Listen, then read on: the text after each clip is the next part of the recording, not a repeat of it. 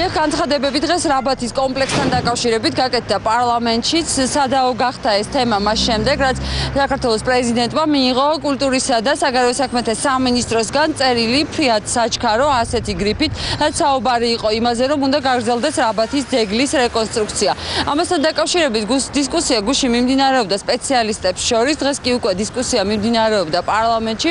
უმრავლესობის წევრები ამბობენ, რომ სპეციალისტებმა უნდა გადაწყვიტონ ამა თუ იმ ისტორიული და კულტურული ძეგლის აღდგენა და თუ რაიმე საკამათოა ამ თემაზე. უმრავლესობას თავაზობს ნაციონალური მოძრაობის გენერალური მდივანს ვანო მერაბიშვილს, რომ ის დაждდეს მარინა მიზანდართან ერთად დებატებში და განიხილონ ეს საკითხი. რაც შეეხება უმცირესობას, უმცირესობის წევრები ამბობენ, რომ ქვეყანაში გაცილებით უფრო მნიშვნელოვანი პრობლემები არსებობს, ვიდრე მაგალითად ბაგრატისა და რაბათის კომპლექსის სახურავებია.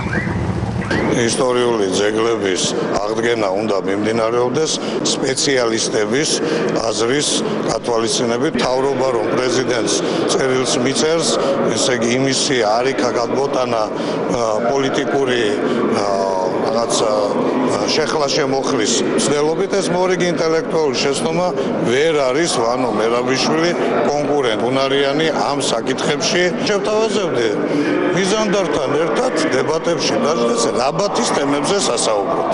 უკეთესი იქნება თუ ენერგიას და ფინანსებს კულტურის სამინისტრო მიმართავს სწორედ სხვა ძეგლების დასახმარებლად და აღსადგენად და არა არსებული ლამაზი და წარმატებული პროექტების დასანგრევად, მხოლოდ იმის გამო, რომ ისინი ასოცირდება წინა ხელისუფლებასთან.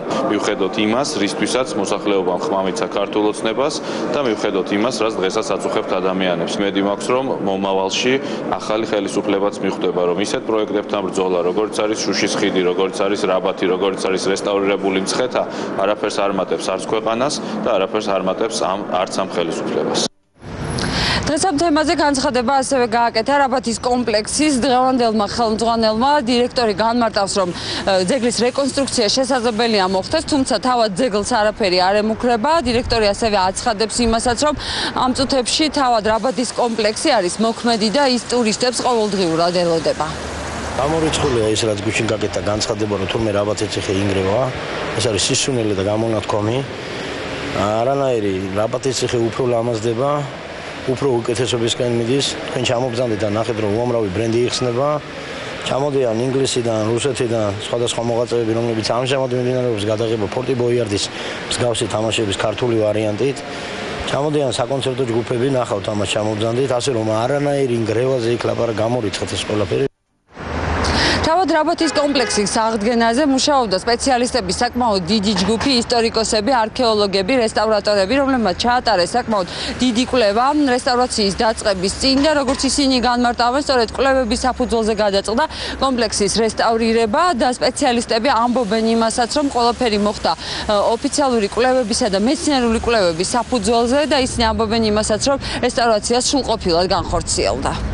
უნაკოთარი აღდგენილი.